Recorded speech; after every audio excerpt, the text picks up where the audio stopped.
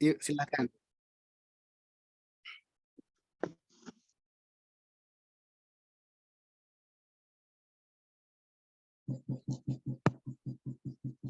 Bismillahirrahmanirrahim. Assalamualaikum warahmatullahi wabarakatuh. Waalaikumsalam. Waalaikumsalam Selamat warahmatullahi wabarakatuh. sore teman-teman semua.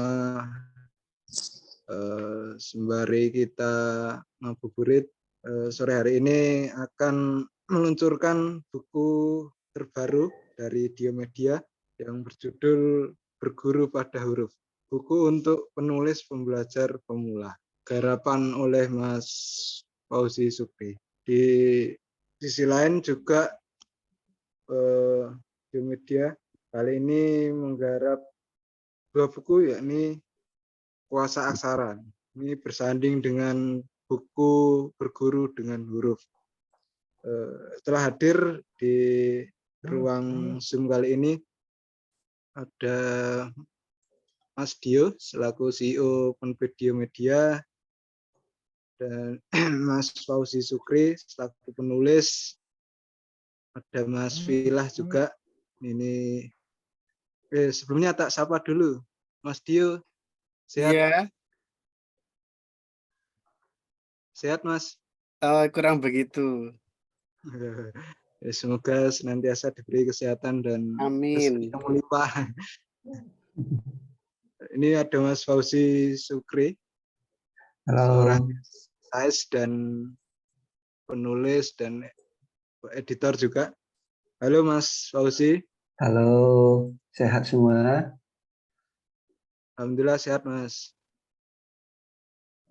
Lanjut ke Mas Filah Akbar. Ya, halo Mas Filah. Halo Mas. Sehat Mas? Alhamdulillah. Oke. Ya, yang terakhir ini fresh dan selalu bercahaya, Mas Fateh Abdul Bari. Halo Mas Bari. Halo Mas Teddy semua. Yang di mana ini? Di kos. Di kos ya. Oke. Kita mulai saja peluncuran bukunya. Buku Berguru pada Huruf ini mengingatkan saya pribadi pada salah satu buku yang ditulis oleh A.S. Laksana atau Sulak yang berjudul Creative Writing. Ini menarik ya, di buku garapan Mas Fauzi kita diajak mencoba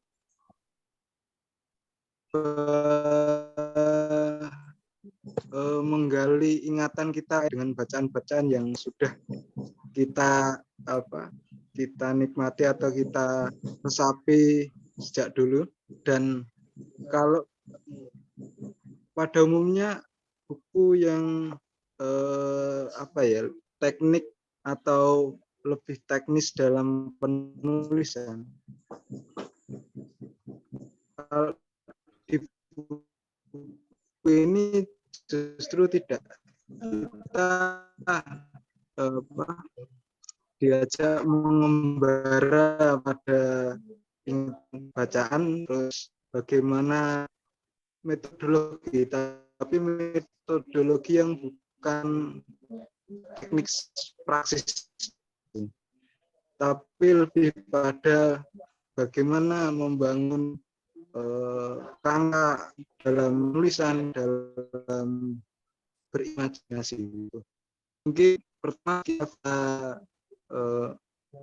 Mas Fauzi, kenapa buku ini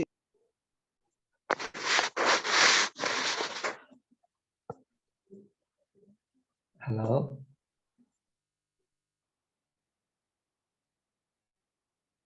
Agak putus-putus tuh si Teddy. Lanjut aja mungkin Mas. Teddy tanpa video aja Teddy supaya lancar. Teddy di off kan videonya supaya lancar audiomu Teddy. Kamu pakai, nah ya silakan Teddy. Sorry tadi ada sedikit kendala teknis. Mungkin mulai dari Mas Fauzi Sukri ya. Kenapa menggarap buku ini? Dan apa tujuannya untuk apa ada misi khusus gitu? Monggo Mas Fauzi. Assalamualaikum warahmatullahi wabarakatuh. Terima kasih Dio Media. Terima kasih Steady. Terima kasih Bari dan teman-teman yang lain. Pertama, terima kasih bagi yang sudah membeli buku itu. Terus yang kedua kita lanjut ke kenapa buku itu harus terbit atau kenapa kok terlanjur terbit.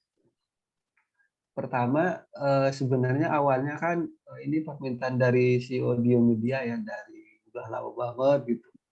Dio Media itu pengen nerbitin bukunya Fauzi gitu. Aku juga bingung ini buku apa gitu yang mau diterbitin. Jadi akhirnya ya udah. Dulu itu pernah Dio Media ngadain acara workshop, aku dijadiin salah satu pembicara. Ya udah aku ngasih makalah dan ya udah sama Dio Media, udah kamu makalah-makalahmu dikumpulin aja gitu. Akhirnya udah aku cari makalah-makalahku yang ternyata isinya kayak gitu semua. Nggak tahu kalau tadi Teddy ngomongin tentang bukunya Sulang Creative Writing. Aku dulu pas waktu awal-awal kuliah itu membaca beberapa buku-buku how to untuk menulis. Ternyata setelah aku sadari ini terakhir-terakhir itu buku-buku kayak gitu nggak banyak membantu ternyata. Buku-buku yang lebih bersifat teknis itu mungkin perbedaan perspektif ya, orang melihat buku teknis itu mungkin ada yang menganggap itu penting banget gitu, tapi ada orang yang menganggap buku teknis terutama dalam dunia menulis kadang pada akhirnya itu akan tidak begitu penting. Nah, di posisi ini buku itu ada di posisi yang kedua. Saya tidak mengatakan buku yang terlalu teknis itu enggak penting atau tidak akan bermanfaat, enggak. Tapi ada beberapa yang memang pada akhirnya dalam perjalanan kita belajar, terutama belajar menulis, yang dipentingkan pada akhirnya adalah etos dan juga pada akhirnya adalah pembelajaran kita, bagaimana kita akan belajar. Nah, itu awal mulanya ini. Itu setelah aku kumpul-kumpulin itu. Makanya kalau lihat dari bab pertama sampai dan terakhir, itu nanti akan terlihat sekali bagaimana kita menghadapi dunia di dunia kepenulisan. Nah, di bagian pertama itu sebenarnya essay pendek saja. Saya ingin merefleksikan tentang dunia menulis itu seperti apa, atau dunia huruf itu seperti apa. Mulai dari huruf yang bisa dibilang itu peradaban, warisan peradaban yang gratis, bisa dimiliki oleh siapapun, bisa digunakan oleh siapapun, dan itu ya kalau dalam perspektif menulis gratis, siapapun itu. Tapi dalam hal yang gratis ini ada sesuatu yang pada akhirnya kenapa orang harus menulis? Memang macam-macam gitu, tapi pada akhirnya setelah tulisan itu jadi, hampir sebagian besar pada akhirnya kita akan ngomongin masalah dunia kapitalisme percetakan, atau dunia kapitalisme digital dan segala macamnya itu pada akhirnya, dan itu bentuk apresiasi. Aku tidak mengatakan itu sebagai sesuatu yang tabu atau terlarang, tidak, enggak, itu pada akhirnya itu yang terjadi. Jadi kalau ada penulis yang harga bukunya sekarang lagi naik sampai 500 juta, 500.000 gitu kan ya. Padahal dulu aku belinya cuma 10.000, dia berapa nggak laku-laku gitu. Sekarang kok harganya naik gitu. Nah itu kenapa? Itu bentuk apresiasi kalau aku mengatakannya, dan juga sekali lagi itu bentuk kapitalisme percetakan. Itu ini. Jadi bentuk pemahaman ini aku pikir penting bagi orang-orang yang menulis, biar nanti tidak kok aku sudah nulis sekian banyak gitu, mana dan ngapain gitu. Kadang kan juga orang bingung tuh. Kalau tanya ke bos Dio Media jelas nanti jawabannya ke sana. Tanya ke Teddy juga akan ke sana. dan juga ke DCO baru ini, Fatih Abdul Bari. Semoga penerbitannya lancar. Itu yang aku Amin. lihat. Terus juga aku melihat kayak gini, kelemahan-kelemahan di dunia teknis itu adalah saat kamu membaca dan saat kamu membandingkan tulisan kamu, ternyata nanti teknis itu akan berkembang bukan seiring kamu mempelajari teknik, bukan, tapi berkembang seiring pengalaman menulis sekaligus pengalaman membaca, terutama pengalaman membaca. Aku melihat banyak teman-temanku bahkan mungkin sekelas tingkat dosen atau apa gitu kan ya, atau mungkin sastrawan gitu, sudah menulis banyak buku, tapi pada akhirnya akan menemukan satu hal, tulisannya akan mandek, stagnan atau apa gitu, atau bagaimana. Nah, itu nanti bukan ditentukan oleh kemampuan kita menguasai teknik, enggak, tapi kemampuan kita membaca dan merasakan gitu. Nah, di sini kita akan lihat kalau tulisannya akan semakin bagus tuh biasanya kalau bacanya akan semakin bagus. Cara membacanya semakin bagus. Nah, itu. Nah, di sini sekali lagi cara membaca bagiku penting. Karena kayak gini, kadang kita akan, bukan kadang ya, ini hampir pasti itu, saat kita membaca sebagai semua pembaca penikmat, itu akan berbeda saat kita memposisikan diri sebagai penulis. Atau saat kita memposisikan diri sebagai editor.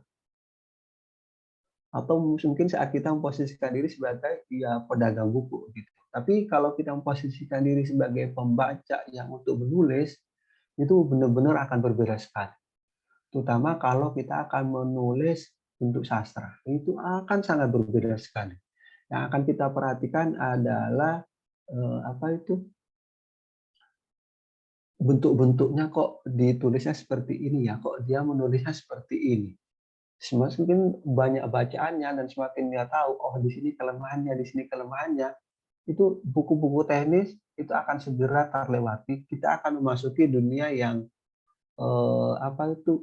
mengasah diri sendiri dan sekaligus mencapai tangga-tangga berikutnya. Nah, aku pengennya buku itu masuk ke ranah itu, walaupun di situ ada yang pemula, gitu kan ya. Di judulnya pemula, aku tidak apa-apa bagiku, karena ada buku pemula itu ada yang teknis, ada juga yang untuk mengajak etos. Nah, di buku ini aku lebih mengajak ke etos. Nah, nanti ada bab untuk menjadi pembaca yang bagiku kadang agak kasar gitu tulisanku yang bagian itu. Mungkin kalau pembaca yang tidak terbiasa dengan etos akademik modern itu agak sombong gitu tulisannya, yang ngajak orang menjadi pembaca yang sombong gitu. Ada juga mengajak orang membaca yang tidak berbudi, tidak budiman gitu. Terus nanti yang di terakhir lah di situ, di esai terakhir itu ada esai pedagogis, yaitu surat dulu aku tulis itu memang menjelang ini. Dulu pas liburan itu aku di desa gitu, di situ bisa ada buku, terus cuma beberapa buku yang aku bawa dari Solo. Akhirnya aku nulis itu, terus tersebar ke sekian orang, tapi karena untuk penerbitan ini aku edit beberapa. Nah, di situ intinya adalah kalau aku melihat bagaimana membaca itu menjadi kunci dalam kita belajar. Itu juga kunci bagaimana kita akan menjadi penulis. Menulis di situ sebenarnya aku melihat bagaimana menulis itu nanti membaca itu menjadi proses kreatif yang paling pertama dan paling utama. Karena sekali kita melewati proses itu dengan baik, biasanya kualitas tulisan yang akan kita miliki juga akan bagus. Aku tidak mengatakan tulisanku udah bagus, enggak, tapi itu yang aku alami sampai saat ini. Bagaimana tulisan itu sebenarnya adalah proses bagaimana kita membaca.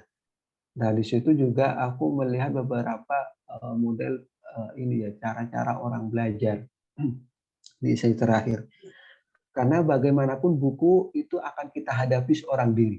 Walaupun kita katakanlah belajar dengan dosen, belajar dengan guru, belajar dengan ustadz, atau bahkan belajar dengan Tuhan melalui kitab suci.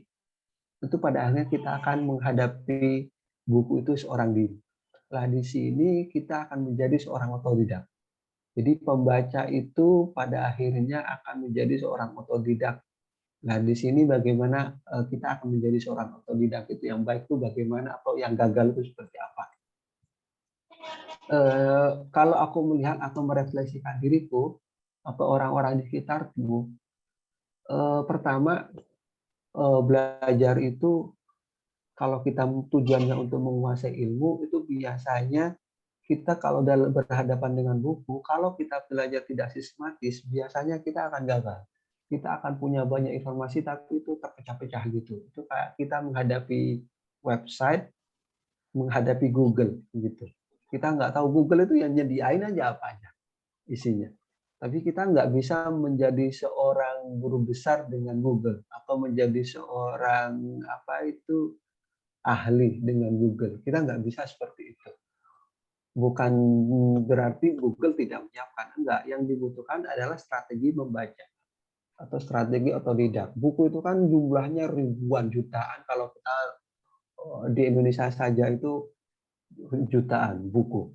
Nah, kalau kita tidak menghadapinya dengan sistematis, kita akan kebingungan, kita akan susah. Nah, sebenarnya hal seperti ini sebenarnya sudah ditulis oleh Ibnu Khaldun. Di situ ada, kalau nggak salah, aku nyantumin di situ. Ibnu Khaldun itu hidup abad ke-14, ya. Abad ke-1400-an. Ibnu Khaldun itu bilang bahwasanya banyaknya buku, ini agak ironis tapi itu sebenarnya benar. Banyaknya buku itu akan menjadi penghalang orang untuk menguasai pengetahuan. Bayangin, zaman Ibnu Khaldun itu adalah zaman manuskrip, masih tulis tangan.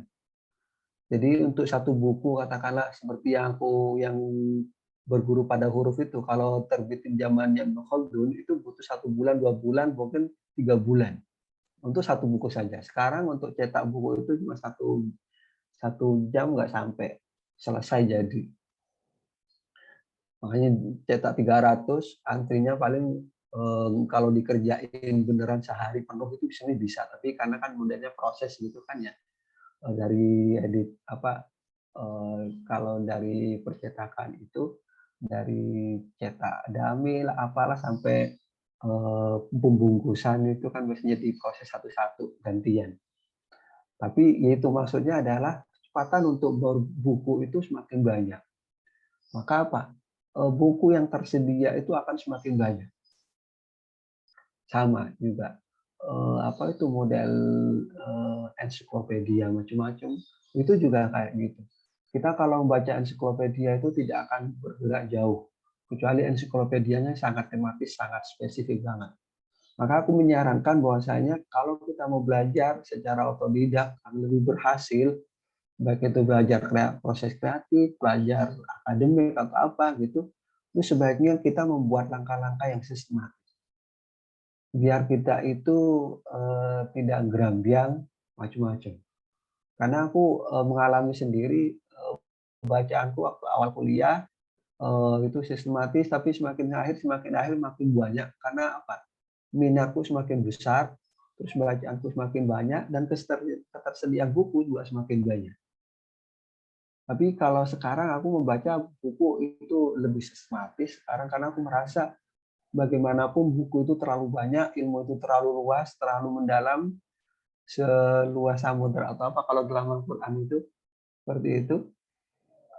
Maka apa? Yang kita butuhkan untuk belajar otodidak itu yaitu tadi sistematis, kita konsisten, dan kita tahu kita arahnya kemana.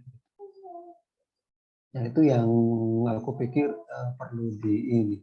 Tapi ya juga jangan lupa kita untuk belajar membaca itu, belajar di situ aku disebutin belajar membaca itu untuk menikmati, bukan untuk menguasai, benar-benar untuk menikmati. Nah ini kadang yang kita juga akan lupa kalau belajar otodidaknya terlalu sistematis dan terlalu kaku. Mungkin itu saja sih isi bukunya. Aku pikir aku tidak tahu apakah buku seperti ini akan laku atau enggak. Tapi aku pikir kayaknya nggak mungkin laku-laku banget ya dia. Apalagi jejaring ininya nggak banyak, jejaring relasiku gitu. Tapi ya aku bersyukur ini buku ini akhirnya terbit juga gitu. Apalagi ada buku pendampingnya itu yang kecil. Aku juga suka itu buku yang kecil itu yang sederhana tapi bagiku penting untuk memetakan atau minimal mengabarkan bahwasanya ada perubahan besar dalam dunia literasi akibat penetrasi internet. Mungkin itu aja, Teddy. Makasih. Oke, terima kasih Mas Fauzi telah menyampaikan dua bait kata untuk pengantar buku ini. Mungkin kita lanjut ke Filah dulu ya, Mas Filah. Selaku pembaca buku Berguru pada Huruf ini, mungkin kesan pertama yang dirasakan oleh Mas Filah bagaimana? Oke, terima kasih Mas. Kalau kesan pertama dari buku ini ya hampir mirip juga sama-sama dengan buku tutorial menulis lainnya, tapi lebih menekankan kepada esai Mas. Kan di sini kan ada 7 esai atau 8 esai. Nah, di situ ketika aku membaca, utamanya itu waktu di esai sang pembaca terhormat, ilmu raga dan tanpa kata, sama yang di atas huruf dan raga. Nah, di situ mulai aku teringat bagaimana sih sebenarnya kualitas membacaku saat ini. Karena kan semenjak dari SMP, SMA, nah waktu momen di SMA ini kan waktu COVID-19. Nah itu, dari situ aku sama buku itu udah sangat jauh sekali. Jadi apa-apa itu udah online. Nah, dari situ udah kayak lepas banget ini buku sama online ini. Kemudian ketika kuliah itu alhamdulillah dapat lingkar teman yang belajar itu suka baca buku karena udah diwadahi sama lembaga semi otonom di Fakultas Syariah. Nah, itu pun gimana ya? Kalau ngomongin teman-teman juga, kalau ngomongin buku itu kayak aku di lingkungan teman-teman itu terasing sendiri karena perspektif teman-teman ketika melihat buku itu sama ketika aku sebelum berkenalan dengan buku. Misalnya ketika aku duduk dengan mereka, itu suatu waktu aku pernah bertanya sama mereka, itu aku membawa buku yang nggak tebel-tebel amat lah. Nah, itu kali pertama kalian melihat buku ini, apa sih yang kalian rasakan? Ya, malas, buang waktu, karena nggak ada asik-asiknya sama sekali. Nah, posisi itu yang membuat diriku ini agak gimana ya, asing di tempat yang memang seharusnya aku butuhkan. Harusnya aku punya teman-teman seobrolan buku yang mau diajak ngobrolin buku. Nah, kalaupun di pembaca sang terhormat ini, itu aku mengingat ada 3 jenis pembacanya. Yang pertama itu menikmati tanpa menghakimi. Yang kedua itu menghakimi tanpa menikmati. Nah, yang ketiga ini menghakimi, menikmati, dan ketika menikmati pun dia mampu untuk menghakiminya. Nah, mungkin posisiku aku itu berada yang di pertama, karena hanya menikmati tok tapi belum sanggup mengkritisi buku tersebut. Karena khazanah bacaanku juga belum luas. Nah, yang pas, yang relate dengan kehidupanku sehari-hari itu yang di ilmu raga dan tanpa kata. Nah, di situ kan sangat menekankan ya, mengenai buku-buku teknis ataupun buku petunjuk. Nah, meskipun kita sudah membaca buku-buku petunjuk, tapi apa sih sebenarnya langkah kita yang berikutnya? Apakah kita nanti setelah membaca buku itu, malah kita hanya rebahan tok, nggak melakukan aksi apa-apa. Nah itu kan seolah-olah teori itu langsung menguap hilang, tanpa kita melakukan tulisan ataupun mencari referensi yang lain. Nah itu sangat relate sekali buat aku ya. Kalaupun setelah baca, itu hanya membaca tok, ketika selesai ya sudah, tanpa ada perubahan yang aku rasakan yang secara signifikan itu berkembang. Nah, kemudian di atas huruf dan raga itu yang aku kutip juga menarik itu Nietzsche ya, karena aku juga sebenarnya bertanya-tanya itu, mengapa kaki pun sampai ikut menulis? Nah, sebenarnya aku juga udah dapat jawabannya. Ternyata olahraga itu sangat menentukan sekali. Lebih-lebih dari hanya sekedar teknis, karena dari jari kita mengetik keyboard, langkah kita untuk menuju ke perpustakaan, mencari-cari referensi, itu sudah sangat menentukan ke depannya bagaimana kita akan menjadi seorang penulis ataupun bukan. Karena kalau hanya teori semata tanpa kita melakukan tindakan berikutnya, itu tidak akan menentukan hasil yang akan kita temui. Nah, kemudian kalau di esai yang menuntun pikiran dan bahasa, itu sekarang lebih ke mengubah paradigma aku mengenai tulisan. Kalau di tugas kuliah, itu kan umumnya dosenku sering meminta membuat makalah ataupun tugas-tugas analisis lainnya.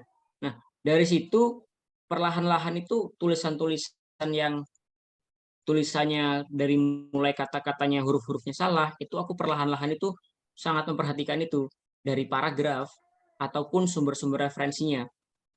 Karena aku juga sadar setelah membaca esai tersebut ya, tulisan itu juga kan mencerminkan diri ataupun integritas seorang pembelajar itu sendiri. Nah, kemudian teladan yang aku dapat dari esai Mas Fauzi ini ketika sedang menyelami esai puisinya mana ya? Rumi. Bukan. Yanti. Oh iya itu. Nah, itu kan Mas Fauzi kan sangat menyelami bagaimana beliau kembali menemukan bacaan-bacaan yang malah itu membuatnya membuka wawasan untuk menerbitkan kayak tersebut. Nah, ini sama kayak waktu aku di forum organisasi, waktu narasumbernya mengisi itu kan bacaan-bacaannya pun sempat aku tulis karena aku nggak mengerti sama sekali apa yang diomongkan, referensi bukunya ini bahkan aku sama sekali tidak mengerti. Nah, di kemudian hari itu pun memicu aku itu sebagai malah menjadi sebuah jembatan aku menemukan bacaan-bacaan baru ke khazanah yang lebih luas lagi. Nah, sehingga entah bacaan manapun ketika kita menemukan referensi baru, justru kita malah tertarik. Nah, setelah baca buku ini, lanjut di surat pedagogis itu yang aku tekankan itu mengenai strategi belajar. Nah, jangan-jangan hasil kita ini belum memuaskan karena ada yang salah dari strategi belajar kita. Kita sudah menentukan target, cara. Nah, tapi ketika hasil itu belum memuaskan, itu aku akan mengoreksi lagi strategi apa sih sebenarnya yang aku terapkan ini sudah sesuai atau belum. Nah, mungkin seperti itu dulu Mas dari aku setelah membaca buku ini. Oke, terima kasih Mas Wilah, luar biasa ini resensi atau apa pembacaan dari buku Berguru pada Huruf ini. Selanjutnya yang terakhir mungkin kita lanjut pada Mas Bari. Sebelumnya juga saya informasikan bahwa Mas Bari ini baru bikin penerbit ya. Aduh. Namanya apa Mas? Selak lali ini. Wow. Sekalian ya apa? Follow Instagram. Ya, nanti bisa dicek di Instagram. Nanti konsentrasi di buku-buku penelitian sejarah terutama, kajian-kajian sejarah ya. Biasa juga habis merampungkan studi S2-nya di UGM sejarah gitu. Itu mungkin lanjut Mas Bari, bagaimana insight yang Mas Bari lakukan atas pembacaan buku Berguru pada Huruf dan Kuasa Aksara. Ya, makasih Mas Dedi, Mas Nadio, Mas Fauzi, Mas Akbar ya tadi. Aduh, aku sebenarnya nggak usah disebut begitu antar. Malu aku soalnya Fauzi itu sebetulnya kan guruku nulis, guruku baca gitu dari waktu kuliah gitu. Sampai sekarang tuh aku mungkin salah satu dari sedikit yang masih memanggil Fauzi sebagai bapak segala kampus gitu. Sekarang kayaknya dikit banget ya yang manggil kayak gitu. Jadi apa ya, isin lah orang sinaunya saka Fauzi. Apa ya, beberapa esai di buku ini sih sebetulnya kayaknya udah pernah aku baca gitu, tapi entah gimana memoriku lupa. Terus juga ya membacanya lagi asik-asik aja sebetulnya gitu. Ya aku mau komentarin secara keseluruhan aja, jadi nggak kalau tadi Mas Akbar masuk satu esainya gitu, aku mau secara keseluruhan aja yang berkaitan langsung dengan pengalamanku sendiri untuk membaca gitu. Jadi kalau aku pribadi, aku merasa 2 kali belajar membaca. Jadi yang pertama itu aku belajar membaca, yang kedua itu dalam tanda kutip belajar membaca gitu. Maksudnya yang pertama kali aku belajar membaca itu ya aku belajar mengejak huruf, belajar menyusun kata, menyusun kalimat, menjadikan itu bunyi yang bisa dipahami orang gitu. Tapi belajar membaca yang kedua ini lebih kompleks karena urusannya dengan bagaimana memahami sebuah bacaan gitu. Dan itu gimana ya? Yang kedua ini, yang belajar membaca yang kedua ini selalu lebih lebih lama, bahkan sampai sekarang pun aku merasa tidak selesai gitu.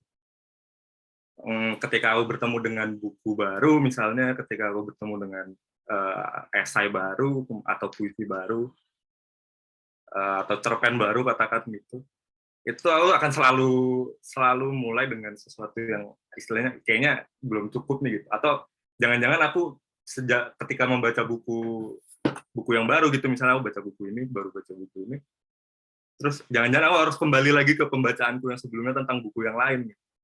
Atau jangan-jangan aku perlu membaca ulang buku-buku sebelumnya yang udah aku baca untuk memahami buku yang satu ini gitu. Atau jangan-jangan aku cuma perlu mematikan otakku supaya bisa paham buku ini. Jadi ketika berhadapan sama sebuah buku tuh pasti ada hal yang selalu baru lah gitu, yang berbeda dengan cara setiap aku membaca satu buku itu pasti berbeda dengan cara membaca buku yang lain juga.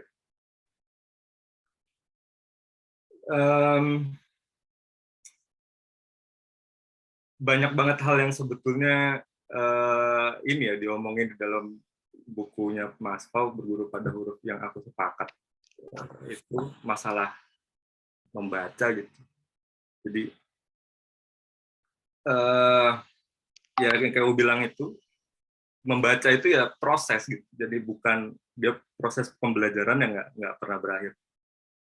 Dan harus dibarengi dengan menulis menurutku. Nah ini yang aku relate sama Mas Fauzi tadi diomongin di awal, aku nggak senang dengan buku-buku yang seperti bukunya Sulak gitu ya, atau buku-buku lain yang bagaimana cara menulis, belajar menulis dengan cepat, bla bla bla gitu. Karena itu semacam menjebak cara berpikir pada hal yang sifatnya metodik. Dan itu menyebalkan bagiku karena kebanyakan buku-buku itu menaruh kegiatan menulis itu di urutan kesekian gitu. Kayak dulu pernah ada yang mungkin contoh gampangnya, dulu pernah ada di majalah Tempo itu pernah ada iklannya Maudy Ayunda, kalau teman-teman ingat tuh tahun 2017 atau 18 ya, aku agak lupa.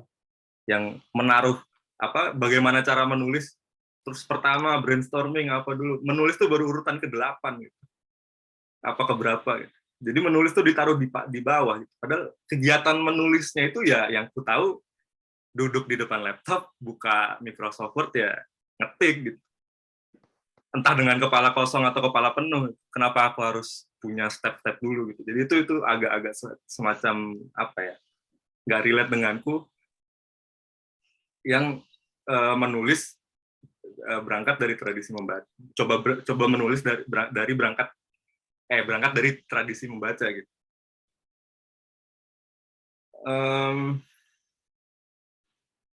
Apalagi ya? Aku senang sih sama gaya bahasanya selalu sama Fauzi, maksudnya dalam beberapa kalimat ini rada-rada inilah Mas, sok-sok bertele-tele, tapi tele-telenya tuh ya aku seneng gitu cara ininya, cara ngolahnya gitu.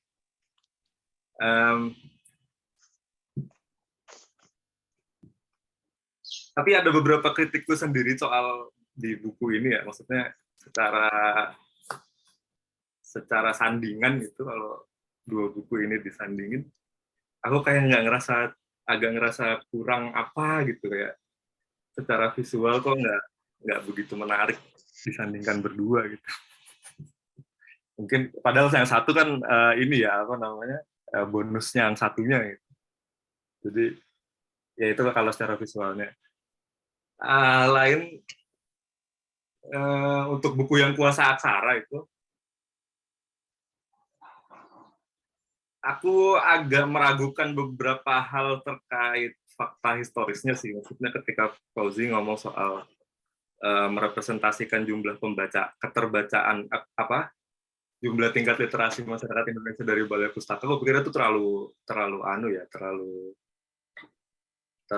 menyederhanakan, mengkuantifikasi.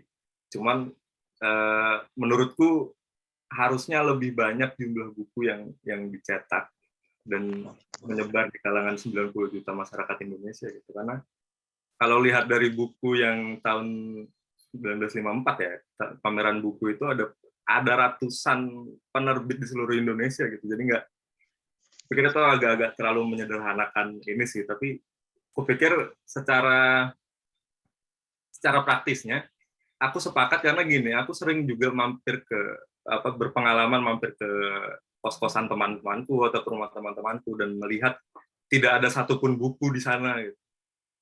Aku sedih gitu, kayak merasa dirimu tuh sebetulnya pikirannya apa sih gitu. Kenapa kok nggak ada buku gitu. Aku mau lihat apa jadi di rumahmu gitu. Ketika masuk ke kamarnya dia nggak ada buku sama sekali.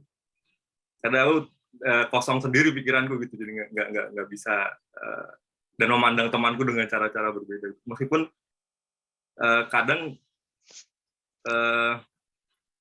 dia orangnya yang misalnya outspoken gitu, jadi dasar bicaranya seolah cerdas tapi infonya semua dari Google yang praktis-praktis. Ya, itu juga problem sebetulnya, tapi ya itu aku membedakan lah antara pengolahan data historisnya sama fakta yang ku temukan sendiri.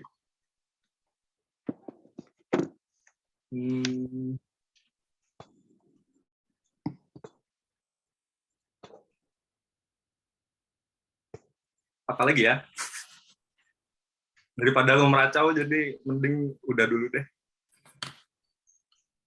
Mungkin komentarku nggak banyak, tapi gue pikir ini buku yang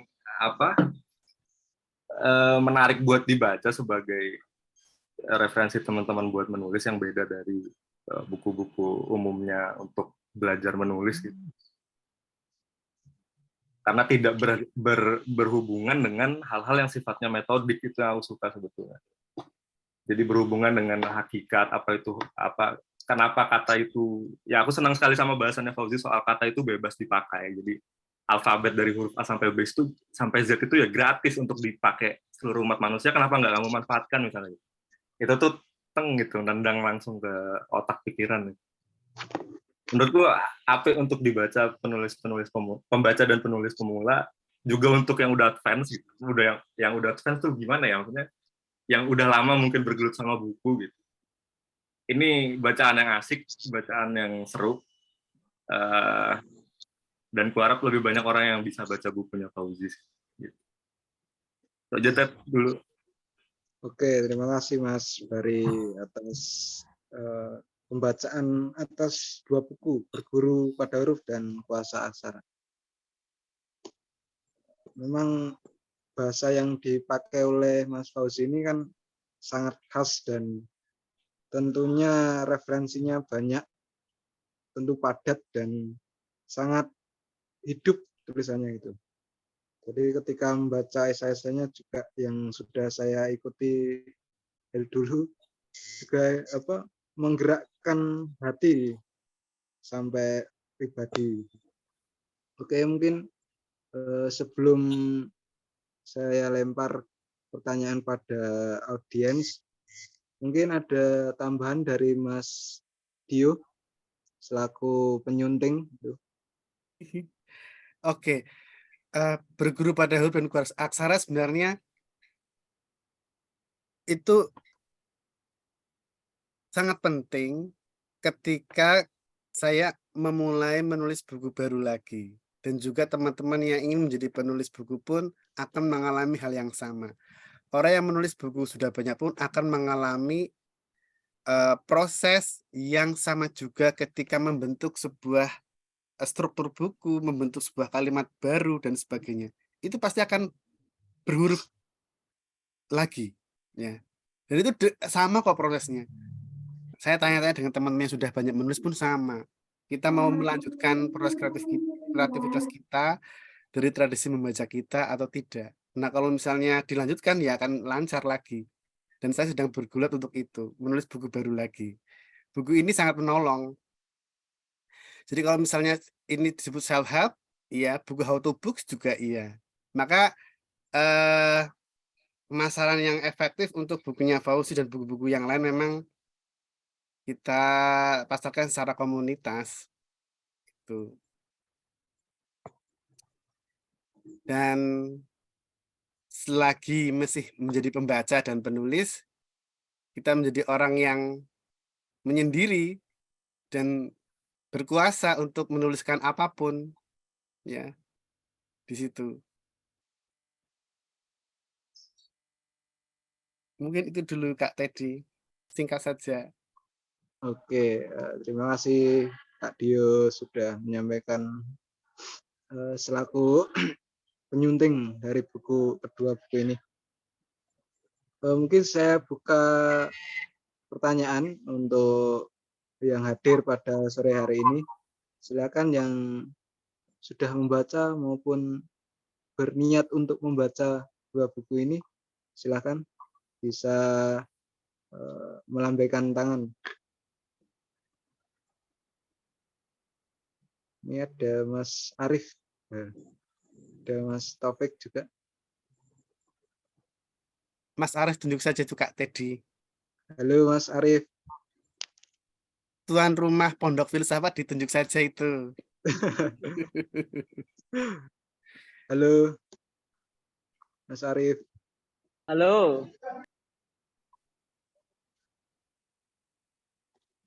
Bisa memberikan respon terkait diskusi atau peluncuran bukunya Mas Fauzi.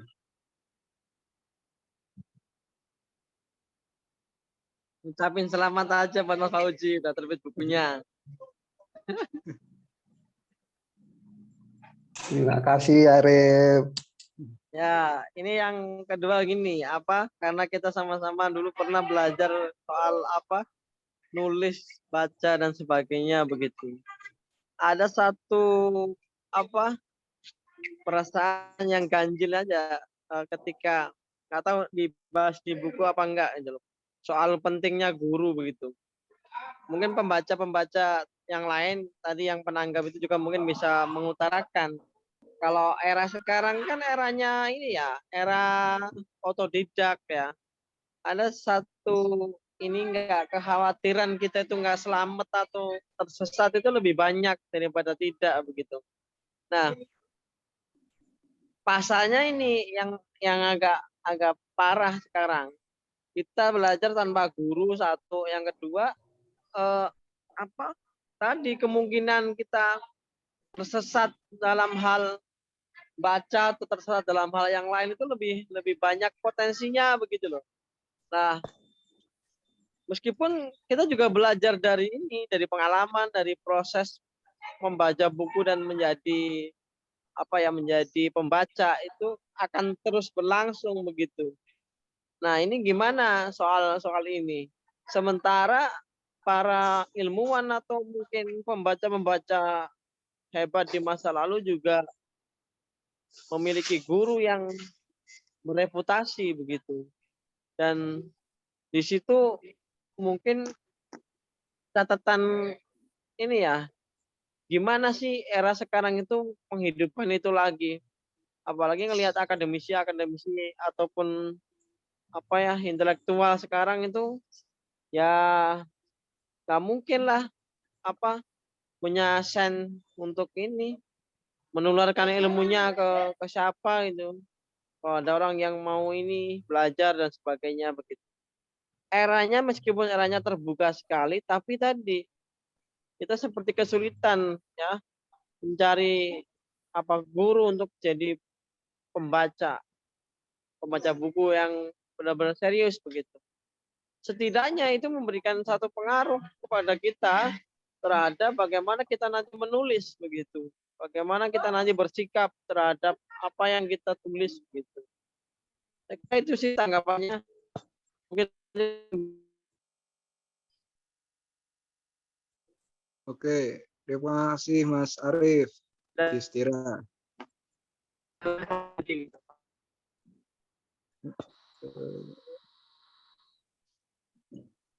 Ditanggapi saja langsung ya, Ya. oleh mungkin dari Mas Fauzi terkait aku- dengan bagaimana di era disrupsi ini peran guru dalam tanda kutip orang yang bisa dijadikan untuk ya teman belajar, mendampingi proses belajar terutama dalam menulis gitu.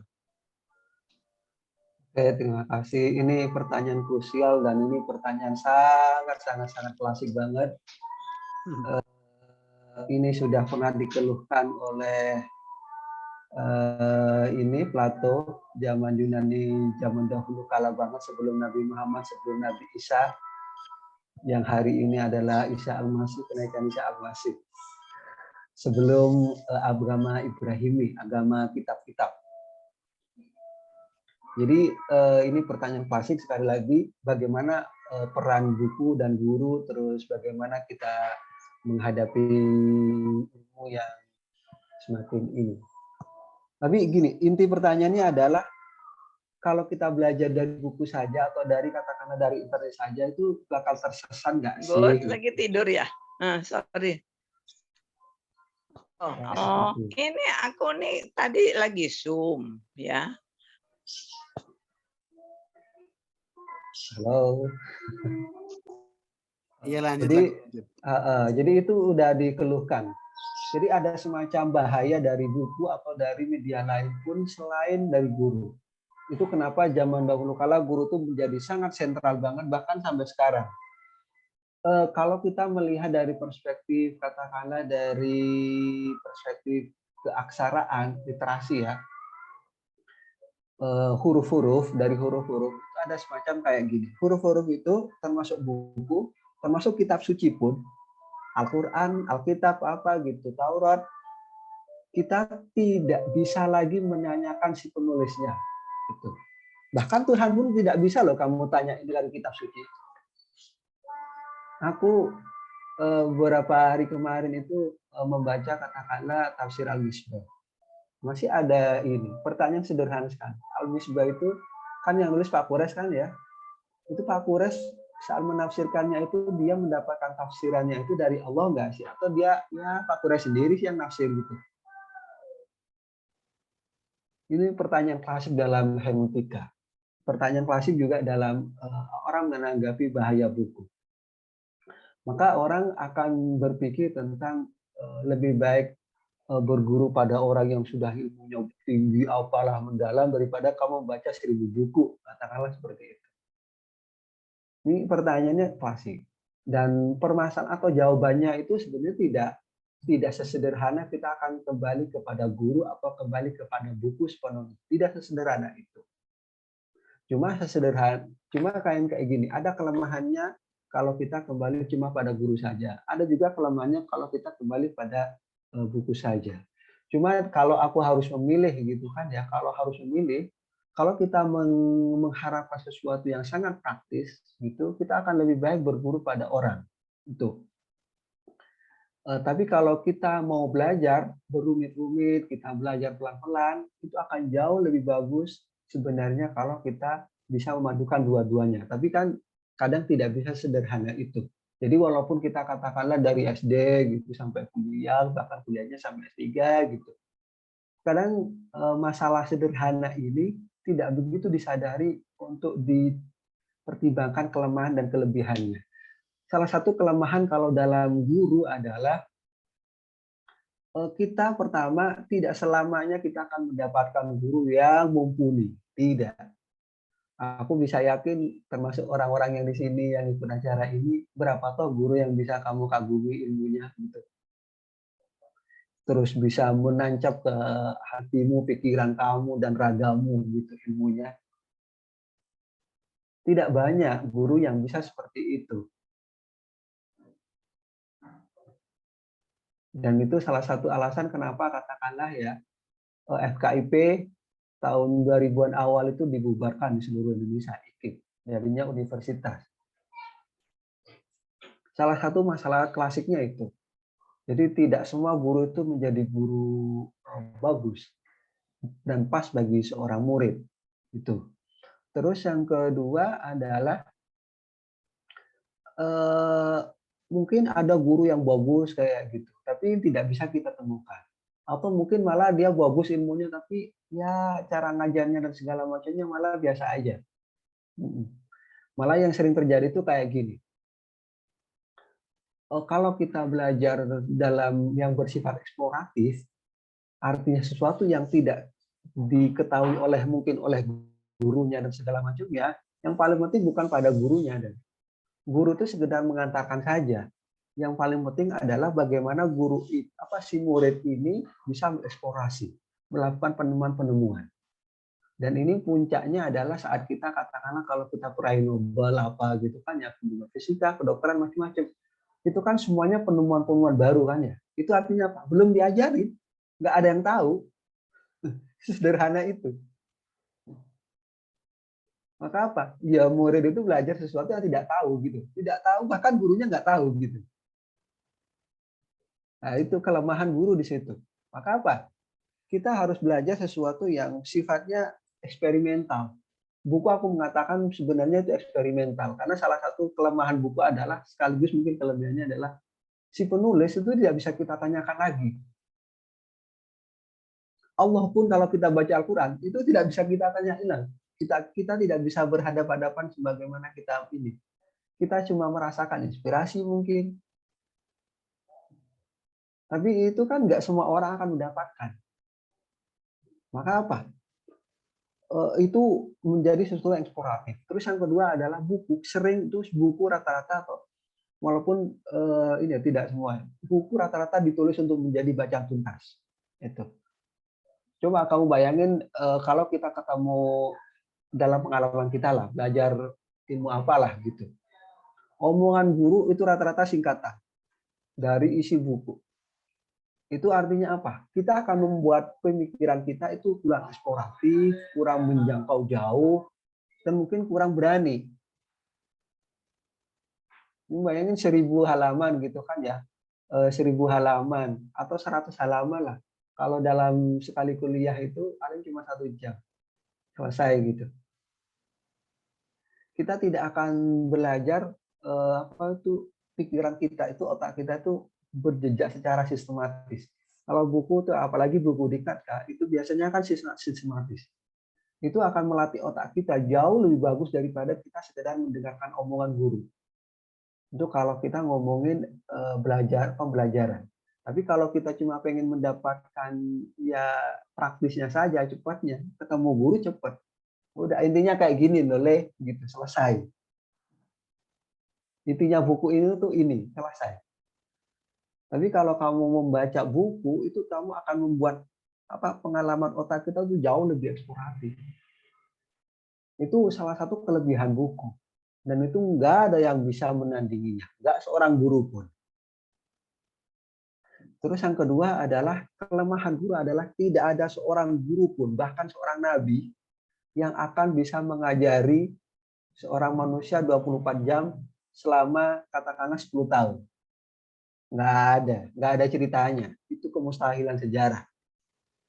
Tapi buku bisa menemani orang bahkan dari kecil gitu kan, mungkin dari tidak paham sama sekali terus dibaca lagi kayak Bali, dibaca lagi mungkin orang membaca buku ini terus dia ketemu lagi, kayaknya dulu aku pernah baca buku ini deh, ternyata gini toh pemahamannya. Nah itu akan muncul, tidak seketika pas waktu kita baca akan selesai kita paham sepenuhnya, enggak. buku mungkin akan memberi jeda, mungkin buku akan membuat kita itu memberikan momentum pemahaman yang bukan pada saat kita membaca, saat kita duduk itu, bukan. Tapi saat kita bertemu A, ngobrol sama B, ngobrol sama C, atau ketemu momen peristiwa apa gitu. Nah, di sini buku itu menjadi hidup. Buku itu jauh lebih efektif daripada seorang guru. Nah, di sini aku pikir masalah tersesat atau apa gitu kan, ya biarlah ya lah. Wong sama guru aja juga bisa tersesat kok. Sama buku apalagi gitu. Sama-sama bikin tersesat. Maka yang aku penting adalah sekali lagi kalau kita belajar otodidak itu kembali ke ini, kita belajarnya sistematis, konsisten, dan kita tahu arahnya kemana gitu. Step-stepnya itu atau langkah-langkahnya apa.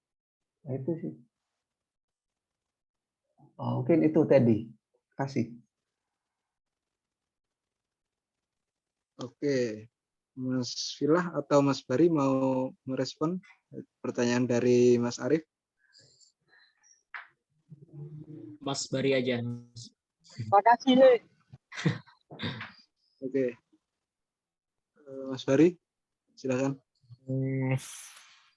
Kayaknya sih Fauzi udah pas banget jawabannya gitu. Tapi aku mungkin mau nambahin ya, kalau karena aku tidak pernah jadi guru gitu, atau tidak pernah merasa jadi guru lah.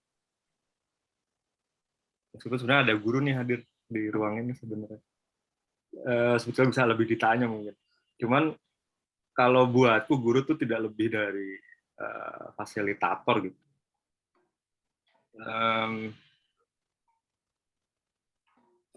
Gimana ya?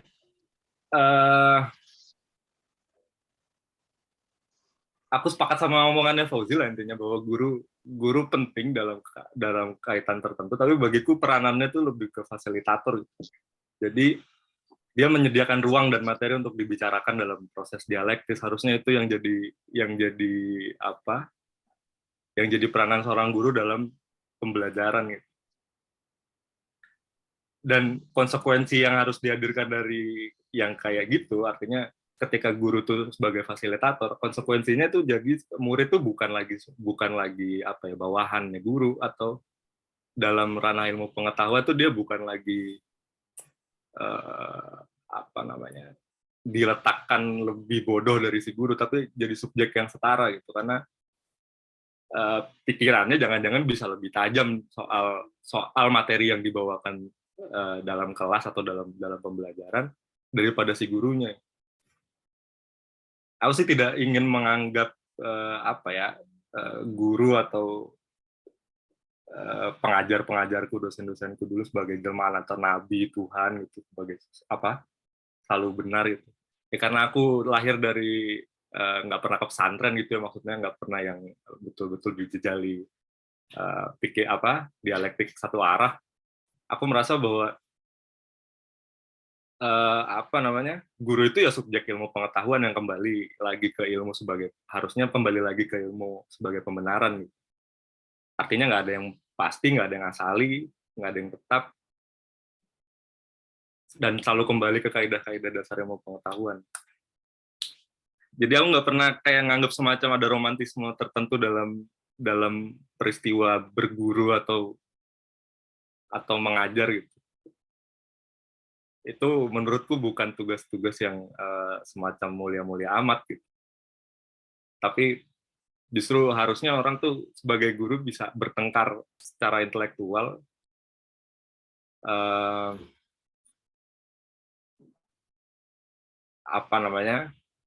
ya kalau sekarang kita misalnya ngelihat profesor-profesor di kampus kalau nggak dipanggil prof, nggak nengok gitu, itu kan guru macam apa itu gitu. Padahal itu bagian dari preposisi yang udah mapan yang sebetulnya nggak ada artinya kalau di hadapan ilmu pengetahuan. Jadi aku cenderung langsung tidak menghormati orang-orang yang kayak gitu sih, meskipun dia memang katakan secara formal guruku sendiri. Aku masuk ke kelasnya dia dan sebagainya.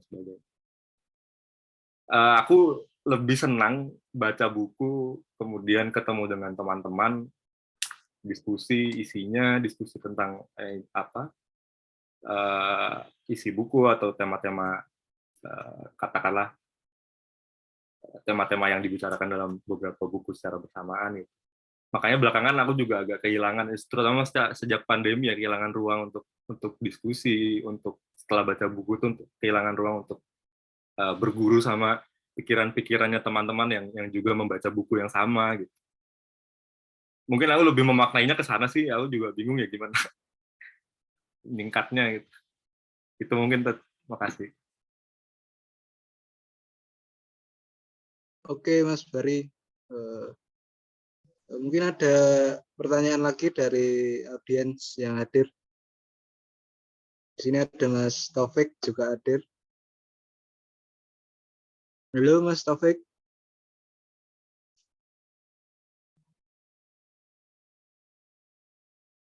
Atau yang lain mungkin ingin merespon.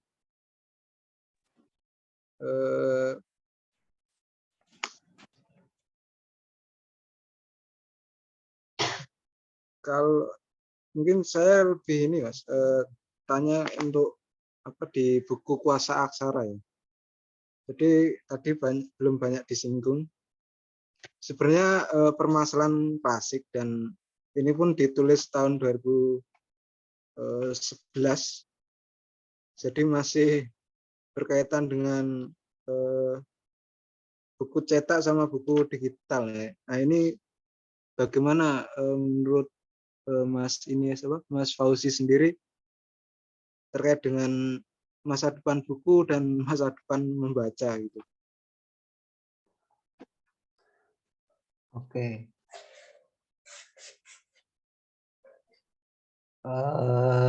Kalau masa depan buku itu aku pikir bakul-bakul di sini, bakul buku, penjual buku dan bos-bos penerbit ini udah tahu. Aku sih optimis ya kalau masa depan buku gitu. Selama 10 tahun terakhir ini penerbit-penerbit kecil itu muncul dan itu tidak pernah terjadi dalam sejarah Indonesia sebelumnya. Dan aku pikir itu suatu yang optimistik sebenarnya. Nggak ada yang pesimistik kalau dalam perbukuan. Nah, kalau masalah membaca ini agak sedikit berbeda karena aku pikir ini sudah segmen permasalahannya berbeda.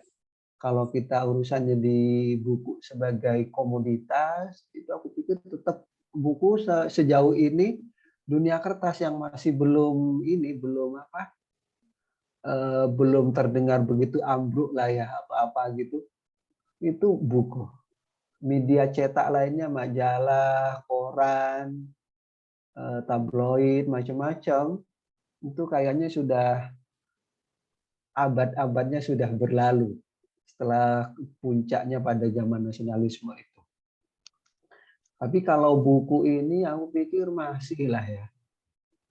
Walaupun sudah ada e-book, digital, macam-macam, aku pikir buku masih gitu. Aku nggak tahu. Masalahnya sederhana kayak gini. Pertama, dunia pendidikan itu masih belum bisa beralih sepenuhnya pada katakanlah audio visual atau apa gitu, nggak ada, masih belum ada. Dan kalaupun itu akan dipaksakan, katakanlah ya tidak boleh ada siswa atau mahasiswa membaca buku gitu, harus dengerin, harus baca digital apa gitu, nggak bisa. Struktur struktur tulisan atau struktur pendidikan yang sistematis, terutama dalam buku textbook itu ya buku. Nggak bisa katakanlah omongan dosen gitu dijadiin sangat textbook banget, itu nggak bisa. Bisa sih bentuknya website gitu atau apa gitu, pembelajaran audiovisual katakanlah seperti di YouTube gitu yang sekarang ini. Tapi itu cuma menyerang satu segmen buku saja. Aku lihat dulu katakanlah buku Gramedia itu dulu ada Alex Media Komputindo. Alex Media Komputindo itu adalah rajanya buku how to di Indonesia. Itu buku how to dengan adanya internet langsung ambruk. Dengan adanya YouTube langsung remuk. Nggak ada, mustahil itu akan bangkit. Tapi buku-buku humaniora, sejarah, buku sains, buku komik lah apa gitu itu masih sampai sekarang. Masih. Ya mungkin aku nggak tahu, mungkin terjadi semacam, aku mengatakan tidak mungkin akan terjadi semacam langsung putus gitu, putus peralihan medianya, atau dari cetak langsung akan ke digital gitu kan, ya audiovisual gitu tanpa ada ini. Itu yang terjadi dalam media umum. Tapi kalau dalam media ini aku melihat belum begitu terjadi perubahan besar. Pola kita mengkonsumsi buku, pola kita mengakrabi buku, bagaimana kita itu. Jadi itu ini. Itu kenapa aku melihat di tulisan itu yang Mas Teddy 10 tahun yang lalu, 2011 itu ya. Itu dulu sebenarnya tulisannya untuk lomba itu. Tapi aku gagal. Lombanya itu bahkan kita 3 orang dulu itu nulis bagaimana supaya temanya sama, tapi kita akan mengirim ke berbagai media dan siapa yang akan dimuat. Ternyata punya aku adalah 5 terakhir dan itu yang di Kompas. Dan aku pikir dari 3 tulisan itu, tulisanku yang paling mengena perspektifnya. Karena aku melihat digital itu adalah peralihan cetak, bukan peralihan membaca. Sekali lagi itu yang perlu diperhatikan. Karena dulu ada Kindle, apalah macam-macam, itu nggak begitu berhasil. Kenapa nggak berhasil? Sederhana itu. Mereka itu masih bingung antara Kindle itu sebagai media cetak gitu kan ya, atau media pembaca gitu. Nah kalau kita media pembaca nggak ada sampai sekarang. Yang harus membaca itu ya manusia gitu. Nggak ada media membacanya. Buku pun bukan media membaca itu. Media membaca itu kan otak kita, pikiran kita, pengalaman kita, itu yang media membacanya. Dan buku apa teknologi, smartphone, apalah gitu itu masih belum, itu semuanya masuk media, masuk dalam ranah cetaknya. Jadi aku pikir itu untuk masalah masa depan buku, aku pikir masih yakin lah ya.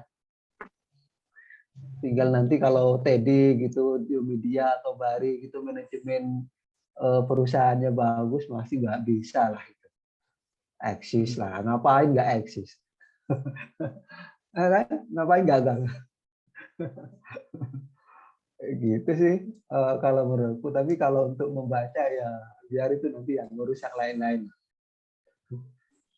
Itu Teddy.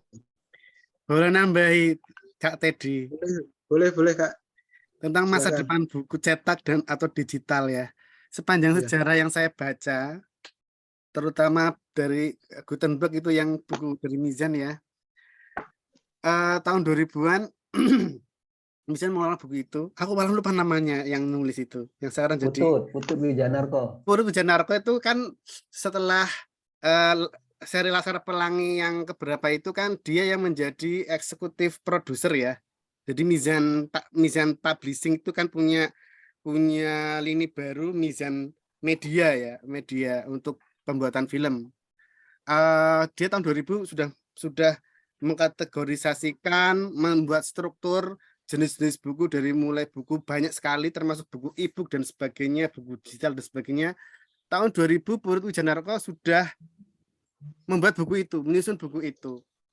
Lagi Gutenberg ya, berkat Gutenberg lah kita punya buku yang kita pegang sekarang ya. Tetapi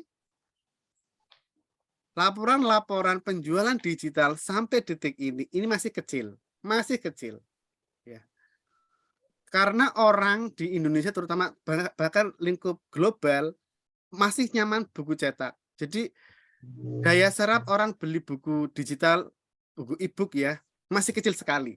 Saya pernah ngecek di perpus kita yang dikelola oleh 3 Serangkai, buku teman saya itu dicetak digital. Itu hanya laku 9 kok dalam waktu setahun. Saya ngecek di websitenya, kan kita bisa lihat ya grafik penjualannya. Saya tanya, ini 1 tahun 9 eksemplar terjual? Iya, karena nggak dicetak. Buku di 3 Serangkai untuk buku umum kan ditutup, tapi masih jalan untuk buku digital ya. Sehingga buku-buku yang masih oplahnya masih luar biasa kan buku pelajaran. Walaupun buku pelajaran maupun pengembangan materi non pelajaran seperti buku pengembangan dan sebagainya, sekarang LKS ya, LKS pun sekarang pakai barcode di-scan, nanti larinya ke YouTube. Siswa tuh cuma, punya barcode ya, scan barcode itu larinya ke YouTube atau ke website masing-masing penerbit, ya. Itu pun harus terbantu oleh buku cetak. Para pengembang buku pendidikan pun itu belum 100% bisa going digital, ya. Going digital itu belum bisa 100%. Atau dibalik seperti ini, mereka sudah menyiapkan bahan materi pelajaran, ya, di website mereka masing-masing. Nanti siswa itu menyekan barcode di website. Itu latihannya dan sebagainya tersedia di LKS masing-masing. Atau sebaliknya. Itu seperti itu. Sementara banyak tawaran dari perusahaan-perusahaan agregator yang menawari kita-kita nanti Mas Bari, ini Kak Teddy juga bikin penerbit juga, itu akan ditawari pemasaran digital. Kita akan diminta masternya, ya, dengan bagi hasil sekian persen. Tapi saya tanya kepada teman-teman yang pernah mengajukan, penjualannya juga tetap masih kencang cetak dan kita bisa mengontrol pasti penjualan cetak, ya. Misal retur pun kita bisa ngecek. Memang kelebihannya kalau buku dijual secara digital tidak ada retur karena hanya soft file kan seperti itu yang sudah dienkripsi sehingga konon mereka tidak bisa menggandakan atau tidak bisa dibajak seperti itu. Kita pernah diundang di hotel yang punya bos Geraha Ilmu itu loh, yang besar banget itu jaringan pemasarannya sampai ke Malaysia, Singapura, sampai keliling ke Indonesia hanya ingin mendapatkan ribuan e-book untuk dijual secara digital dalam pengadaan konsorsium di sekolah dan kampus seluruh Indonesia. Jadi kita mau diiming-imingi untuk bagi hasilnya. Tapi banyak yang berkeberatan ya. Yang keberatannya adalah ya file kita bocor dan sebagainya. Termasuk yang terbaru kita mengajukan ISBN dengan dummy dan sebagainya itu kan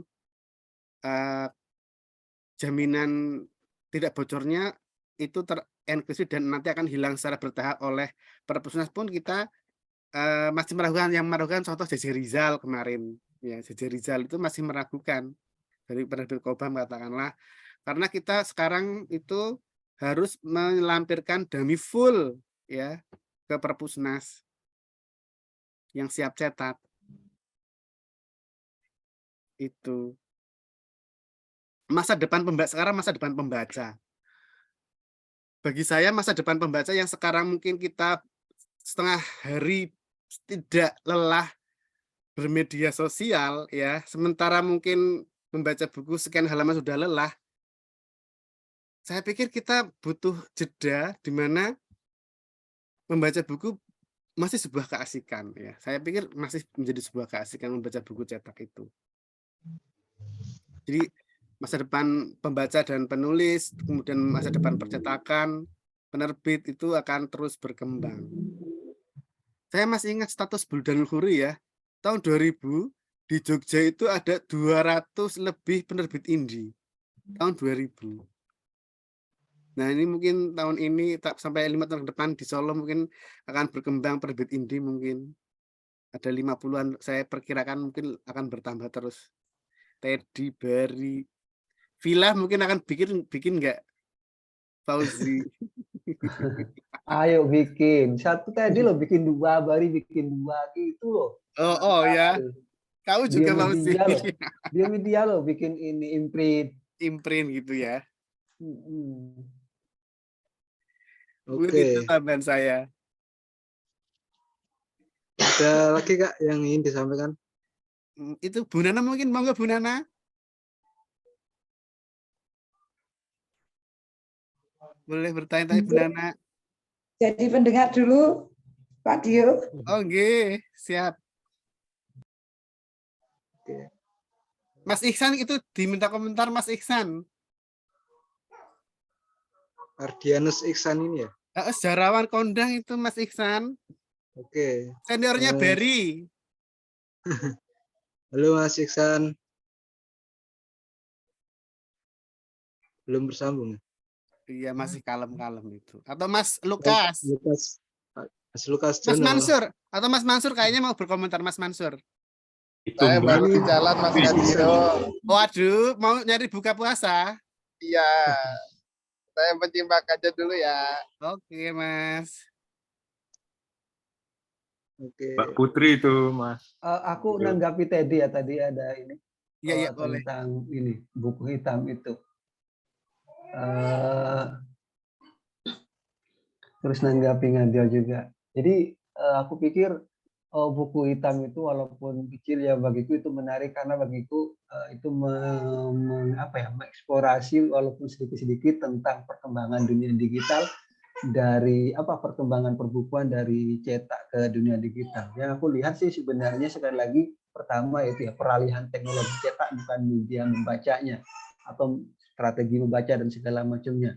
Terus yang kedua adalah dengan adanya media online ini sekarang dan lebih dari sebelum-sebelumnya buku menjadi sangat masif gitu kan ya promosinya dan segala macamnya bahkan tingkat internasional gitu. Iya, iya. Jadi sekarang kalau teman-teman berbahasa Inggris aktif gitu terus pengen media buku yang bentuk cetak, sekarang jauh lebih gampang untuk mencari bukunya. Itu tidak mungkin terjadi sebelum-sebelumnya. Kita harus memesan ke penerbit, kita baca katalognya dulu apa gitu, atau mungkin dari saya sama jejaring penulis. Tapi sekarang kita bisa langsung ke penulis, ke penerbit, ke penulis, bisa benar-benar ini. Jadi eksplorasi yang terbesar kalau kita melihat dunia literasi sekarang di dunia digital itu cuma di promosi, bukan di percetakan bukunya. Kalau di percetakan bukunya, karena secara bisnis itu yang paling menguntungkan di kertas, terus juga secara inherent ke pembacaan itu di kertas, terus juga sistem pendidikan kita masih dalam tanda petik berbasis kertas, itu masih menguntungkan di dunia ini. Jadi aku pikir teman-teman katakanlah seperti Bari, Ngadio, macam-macam itu kan sebenarnya kan diuntungkan oleh kehadiran media sosial, WhatsApp dan segala macamnya gitu. Nah, itu perkembangan terbarunya. Untuk perkembangan yang lain-lain itu aku pikir perkembangan sekunder. Walaupun aku mencatat katakanlah sekarang ya, kalau kita melihat sekarang perbukuan sekarang paling aktif di mana gitu. Sebenarnya sih kalau kita melihatnya kalau dalam struktur besar ya tetap di kota-kota pendidikan. Tapi kalau kita melihatnya lebih kecil gitu, sebenarnya juga aktif di berbagai daerah itu aktif sekarang. Komunitas-komunitas, teman-teman, atau bahkan pribadi gitu. Akses bukunya semakin banyak sekarang. Aku tidak tahu ya persentase pengiriman buku keluar Jawa itu sekarang berapa persen. Kalau di Diomedia berapa persen itu? 30% lebih nggak? Ke Ya, luar Jawa.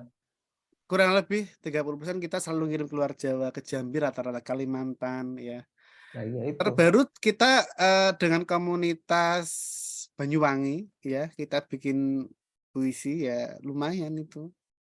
Nah, ya itu artinya apa? Perkembangan media sosial kan memungkinkan ini. Itu Jadi pengantarmu semacam Fauzi yang berkat yang di 10 tahun Diomedia itu loh, pengantarmu kan bagus banget. Bagaimana kita merespon media sosial itu sebagai alat untuk memasarkan buku. Jadi semua orang sekarang bisa jadi marketer toh. Nah, iya, aku pikir itu yang sekarang terjadi gitu. Itu fenomena terbarunya di dunia perbukuan itu. Dan aku pikir orang-orang seperti Teddy, Bari apa gitu ya kalau media sosialnya bagus gitu kan ya atau komunikasi media sosialnya atau WhatsApp atau apanya bagus, aku pikir ya bisa lah.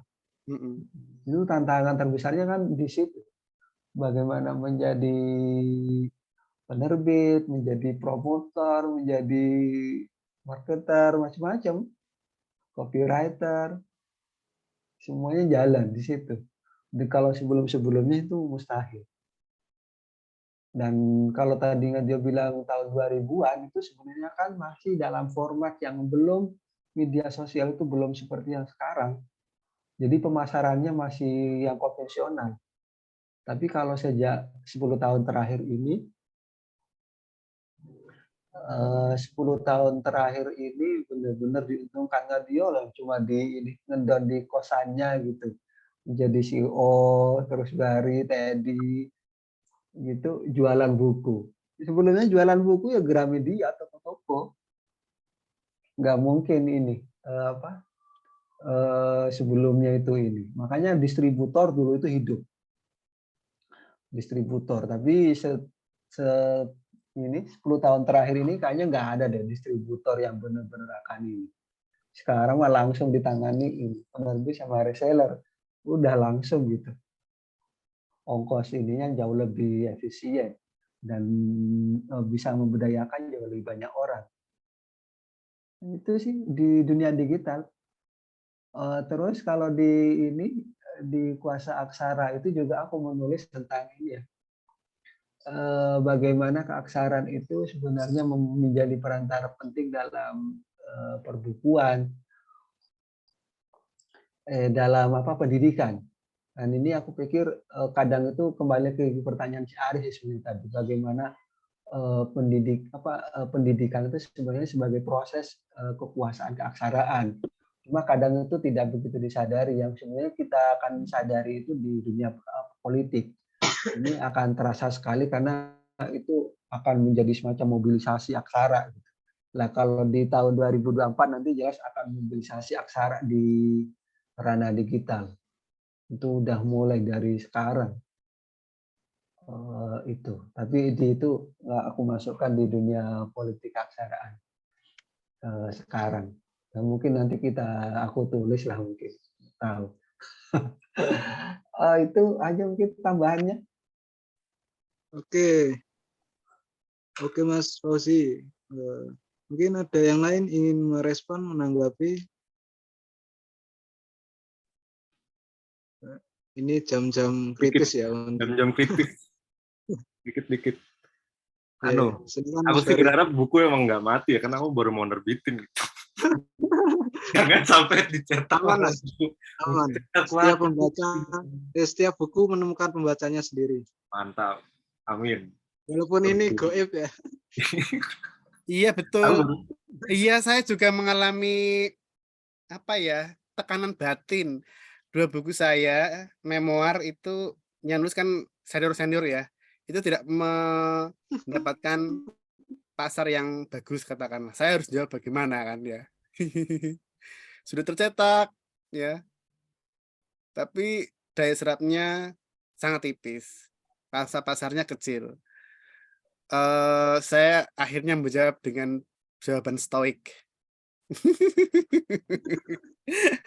Jadi ya seperti matahari dari barat ke timur, timur ke barat itu kan juga tidak tergesa-gesa kan, akan berjalan sesuai dengan musimnya.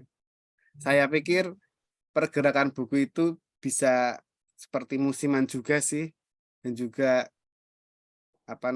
bisa kita buat strategi-strategi yang lain begitu. Dan juga ada hukum pasar. Temanku bukanlah pasarku, itu penting loh. Belum tentu teman kita tuh beli buku kita ya kan. Itu. Ya artinya adalah kita bisa membuat relasi-relasi baru. Kalau di tempat saya, komunitas penulis memoir itu saya sengaja kalau kan ada pendaftaran anggota komunitas, saya kasih bukunya Fauzi dan sebagainya itu. Supaya dia tahu cara belajar menjadi pembaca dan penulis itu seperti itu. Saya sengaja. Kenapa? Ya tadi mengenalkan buku baru dari orang yang belum tahu itu penting sekali. Jadi nanti oh ini Fauzi siapa ya kan ya, kayak gitu. Oh Barry siapa? Oh editornya bukunya Pak Santo katakanlah. Bisa. Jadi memang hal-hal yang basic-basic itu kepada penulis yang baru nerbitin buku. Contoh ya, kalau saya itu yang sedang saya hadapi ini harus pelan-pelan sekali menjelaskannya. Ya. Udah semangat nulis, semangat nerbitin, nggak laku ya katakanlah ya. Itu menjadi tekanan psikis tersendiri buat saya. Tetapi ya saya harus punya jawaban-jawaban yang melegakan diri saya pribadi dan juga melegakan para penulis begitu. Oke. Mas Bari tadi mau merespon ya? Silakan Mas. Iya itu sebetulnya. Aku berharap buku nggak segera mati gitu kan. Baru mau nyetak nih gitu. Sama aku satu poin aja dari Fauzi tadi yang soal apa pusat-pusat perbukuan di Indonesia tuh kan sekarang ya rata-rata di Jogja, di Jakarta gitu. Aku kok nggak merasa nyaman dengan kondisi apa namanya status quo gitu, kayak semacam kalau kita mau berbuku ya kalau nggak kiblatnya ke Jogja, ke Jakarta, ya pusat-pusat pendidikan itu. Aku merasa harusnya ada pusat-pusat baru yang dibentuk, bukan berarti harus menyaingi atau lantas jadi apa atau ngikutin ke Radia Jogja atau Pustaka, ke Bari. Jakarta. Gimana? Radia Pustaka. Ya enggak, maksudku pusat-pusat penerbitan gitu. Oh ya, penerbitan. Penerbitan, kemudian juga perbukuan.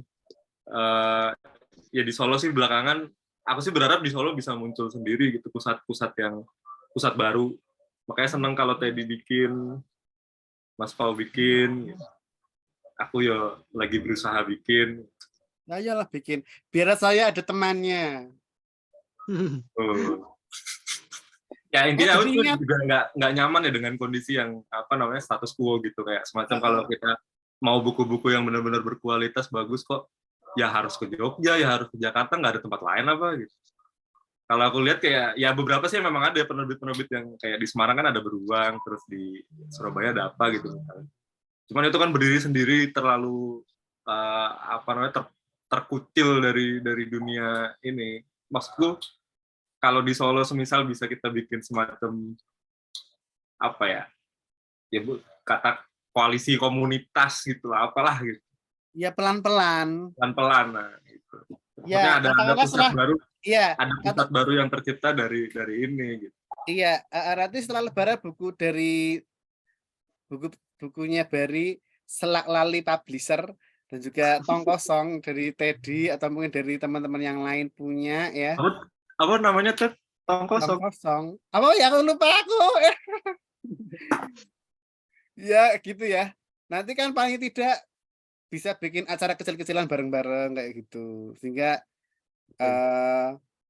mudah. Seperti yang akan dilakukan oleh Pak Dodo Hartoko itu kan ya, Job Fest itu mengumpulkan 150 penerbit sangat gampang untuk bikin pameran buku di Jogja. Jadi mungkin ya kita 5 atau 10 penerbit kecil di Solo saja sudah sangat bisa untuk bikin acara kecil. Nanti kan akan merembet, orang kan punya dari Solo Raya itu apa namanya akan tergerak ke sana. Walaupun secara industri besar, industri makro, Solo itu sebenarnya paling besar loh dibanding Jogja secara makro. Buku pelajaran ya, buku tulis, Solo itu makro. Buku pelajaran kalau di Al-Qur'an, buku-buku Islam, Solo paling besar dibanding Jogja. Ya, buku-buku Islami, buku pelajaran, ya, buku ada Putra Nugraha 3 serangkai, terus Media Tama, terus yang di dekat bandara itu. Solo itu memegang kunci, apalagi LKS dari sepanjang jalan Kartosuro sampai bandara itu gudang LKS terbesar di Indonesia itu Solo. Depan Gulo Klopo itu sampai lurus ke sana, CV Sindunata, kita dikosok LKS. Jogja nggak ada itu. Yang megang Solo, LKS yang megang Solo. Luar Jawa ngambilnya dari Solo. Tetangga-tetangga kok, ini rumah saya tukang lipatnya ibu-ibu ya, di drop sama pabrik LKS, ya dikerjakan di rumah masing-masing untuk ngelipat. Solo menguasai LKS dan pelajaran serta Al-Qur'an. Secara makro Solo menguasai industri penerbitan di Indonesia, ya. Tapi untuk penerbit alternatif yang maksud Bari itu untuk penerbit pemikiran katakanlah ya, ya kita memang masih sedikit untuk sekarang ini ya. Mudah-mudahan nanti ada Bari, ada Teddy dan sebagainya. Itu Mas Taufik atau mungkin Damarko ID ada lini penerbitannya juga bisa, itu penting itu. Ya selain sebagai media budaya dan pemikiran juga penting itu bikin penerbitan lininya. Jadi nanti kita nyengkuyung bareng Bari. Siap Mas Tio, Mas Bari. Oke. Mungkin ada lagi audiens yang ingin merespon. Mungkin saya Mas sedikit aja. Oh, silakan. Silakan Mbak Putri.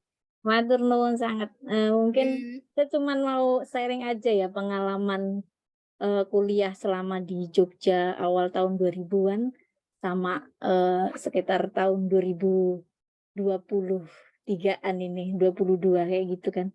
Jadi ada semacam, sebenarnya saya setuju dengan beberapa pendapat teman-teman di sini bahwa masa depan penerbitan buku dan sebagainya saya tetap masih optimis juga.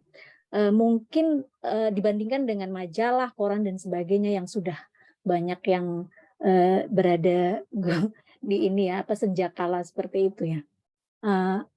Kenapa saya optimis? Ternyata setelah saya lihat, saya perbandingkan ketika saya kuliah di tahun 2000-an itu ada banyak sekali zaman saya waktu itu S1 ya, itu pameran-pameran yang membuat girahnya kita cinta kepada buku, kita ini dengan buku, tertarik dengan buku dan sebagainya itu banyak sekali. Terus kemudian ada digitalisasi, fenomena-fenomena baru, media sosial dan sebagainya. Ternyata bukan mati menurut saya, tapi mereka itu semacam kayak kalau kita ini kayak semacam kepompong kemudian berubah jadi kupu-kupu kayak gitu ya. Jadi ada ternyata di Jogja itu satu kayak kafe-kafe seperti itu yang isinya kafe buku plus makanan dan di situ ada banyak ini dan saya menikmati sekali ternyata tidak hanya satu atau dua toko-toko buku seperti itu atau warung-warung seperti itu, ada CBS, kemudian ada warung sastra, ada buku Aki yang menurut saya itu memang kekinian banget dan itu menarik sekali untuk menarik minat para pembaca generasi Z dan selanjutnya, tidak seperti generasi saya yang generasi milenial di mana kayaknya lebih asik ini lagi deh saya rindu dengan pameran buku yang gede di misalnya di GOR di Gedung Wanita Tama atau ini itu kayaknya untuk generasi Z itu sudah tidak semenarik seperti generasi saya dulu. Jadi menurut saya ada semacam perubahan ini saja. Tapi dari segi ini mungkin ada yang penerbit-penerbit yang hilang timbul dan sebagainya dari yang berapa ratus kemudian menjadi mencucut. Tapi bukan berarti menurut saya itu mati total seperti itu, tidak, karena memang nanti ada keterkaitannya dengan perpustakaan. Bagaimana eksistensi perpustakaan itu? Menurut saya perpustakaan juga tidak akan, terutama perpustakaan nasional itu tidak akan membiarkan penerbit-penerbit itu mati. Kalau membiarkan itu terjadi berarti literasi kita bagaimana, seperti itu. Kalau saya berpikirnya seperti itu. Jadi menurut saya mungkin teman-teman kayak saya juga berminat, saya temannya Mas Barni kuliahnya ya, jadi berminat untuk membuat sebuah penerbitan yang memang penerbitan secara pemikiran, bukan penerbitan untuk buku-buku seperti LKS dan sebagainya. Itu saya tidak ke arah situ. Jadi ada semacam ketakutan juga, tetapi di satu sisi saya tetap optimis untuk itu karena ada pasar khusus yang menurut saya bahkan di Jogja sekalipun yang memang digiring untuk menjual atau membeli buku-buku yang dalam artian ini buku-buku yang secara pemikiran itu jauh dari buku-buku yang populer seperti sastra-sastra populer ataupun buku-buku yang ini yang banyak sekali ini. Menurut saya disitulah nanti hidupnya, di mana penerbit-penerbit yang konsisten dengan pemikiran yang dianggap berat tapi ternyata ada pasarnya khusus. Menurut saya itu tetap dari zaman dulu sampai sekarang itu ada ininya dan kita tetap optimis aja. Kalau menurut saya itu aja sih dari saya. Terima kasih atas kesempatannya. Ya kan Mbak Putri ini guru di Jambi Mas, semua. Ora usah sepil. Makasih Mbak Putri.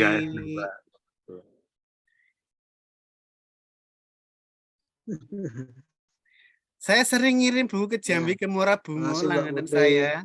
Oh gitu ya Mas ya. Pernah Beberapa. juga ngirim ke saya kok Mas Ngadio. Saya Oh pernah beli iya, iya buku, kalau siap. ingat. Dulu ya, iya. Iya, udah lama sih tahun kemarin Mas. Tahun Oke, nanti saya kemarin. kirimi lagi loh. Oh, makasih Mas. Oke, mungkin kalau tidak ada yang merespon, mungkin lebih pada closing statement ya dari masing-masing narasumber. Dari Mas Fauzi terlebih dahulu. Oke, terima kasih Teddy. Terima kasih teman-teman sudah ikut acara ini. Terima kasih New Media sudah menerbitkan tulisan-tulisan itu. Dan terima kasih kepada siapapun yang membeli dan membaca buku itu. Udah itu aja tadi. Oke, lanjut ke Mas Vila. Yang pertama, aku ucapkan terima kasih banyak kepada Mas Dio dan teman-teman karena udah memberikan aku kesempatan untuk mengomentari bukunya Mas Fauzi.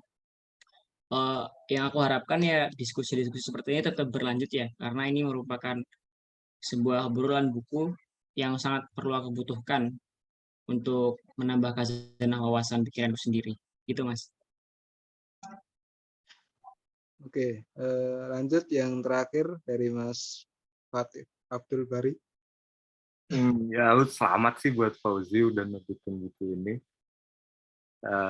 Makasih Dio Media yang udah nerbitkan, buat Mas Nadio, buat teman-teman juga, Mas Vila, Mas Teddy, Mbak Putri, Mas Isan udah datang ke sini, udah mau dengerin aku yang lagi nggak baik ini. Iya, sakit ini banyak kebetulan yang tidak malah. baik-baik saja ya. Iya. Temanku juga banyak yang tidak baik-baik saja. Kemarin gejala tipes gitu, demam, jadi kalau saya kena demam macam-macam. ini aku minum 4 obat, jadi aku tuh sebetulnya ngomong dalam pengaruh obat ini. Agak nge-fly duit. Agak-agak. Iya ya, aku juga kabur apa gitu kena. pikiran. Aku kena pengaruh obat nggak ini ya? Kelihatan kena pengaruh obat nggak aku? Oke, Gitu. terima Jadi kasih semuanya. apa namanya? Semoga sih buku ini banyak yang beli gitu, banyak yang baca karena menurutku penting banget. Iya. Nggak sekedar apa ya saran-saran menulis yang sifatnya metodik gitu, tapi yang sifatnya agak-agak konseptual dan penting juga buat dipahamin sama penulis dan pembaca, baik yang pemula maupun yang sudah lama membaca buku gitu. Semoga sih lebih banyak yang beli, lebih banyak keberterimaan, lebih banyak yang baca, itu aja. Amin. Sudah ada di buku Akik. Oke. Buku Terima kasih semuanya. Terima kasih Kak Teddy ya. Oke.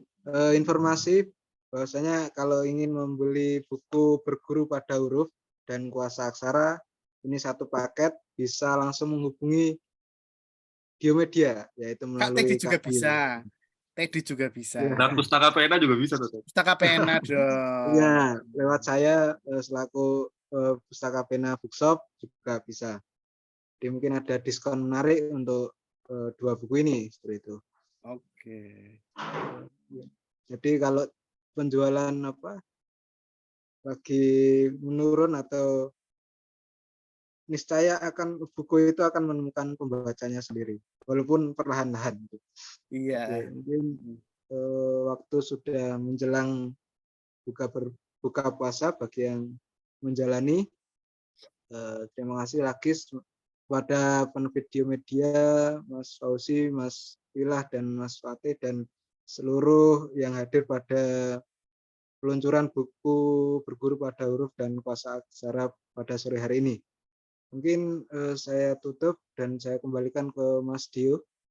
Ya, terima kasih Kak Teddy dan seluruh peserta teman-teman semua. Jadi kita tiap hari ada bedah buku. Kemarin Harmonis Orang atau Polisi Memoir. Besok itu juga ada bedah buku Takdir di Ujung Ikhtiar di Jakarta. Terus Senin ada juga di Polres Surakarta, Harmonis Orang Anggota Polisi lagi. Jadi tiap hari bedah buku. Jadi Padat sekali ya Kak. Hah? Padat sekali. Oh iya, setelah itu saya ingin istirahat nulis.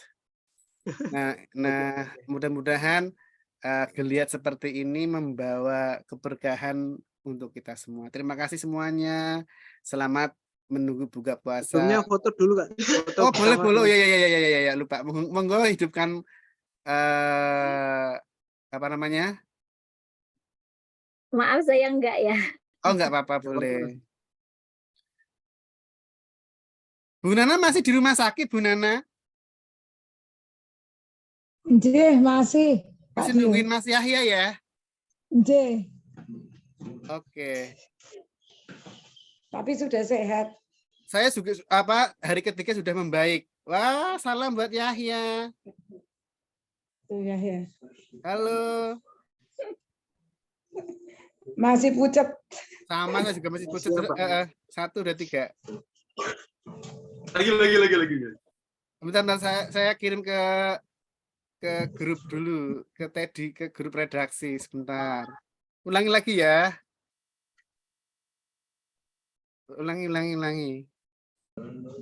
Bentar. Ya, ini full screen dulu.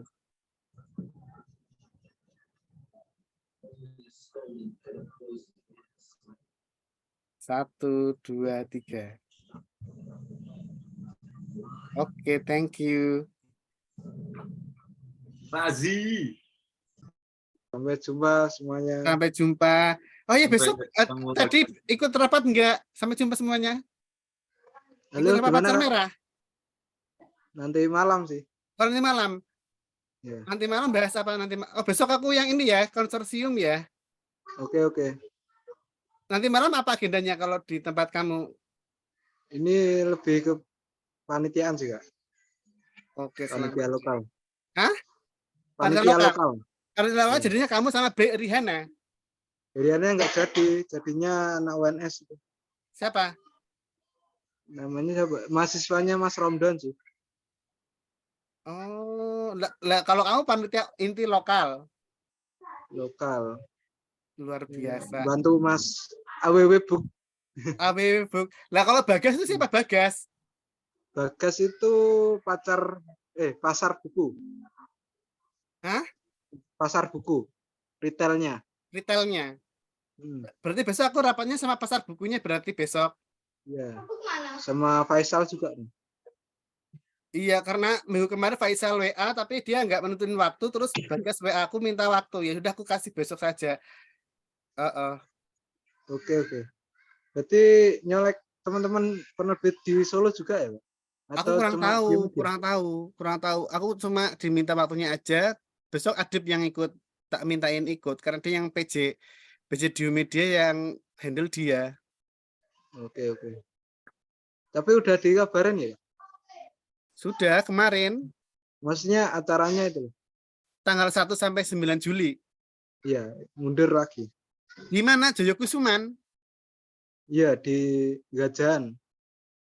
Dalam Joyokusuman toh, ya bagus itu, lingkungannya bagus. Ya nggak apa-apa mundur supaya lebih bagus. Oke. Itu ya, Kak. Sampai jumpa. Sampai jumpa ya. Assalamualaikum. Waalaikumsalam.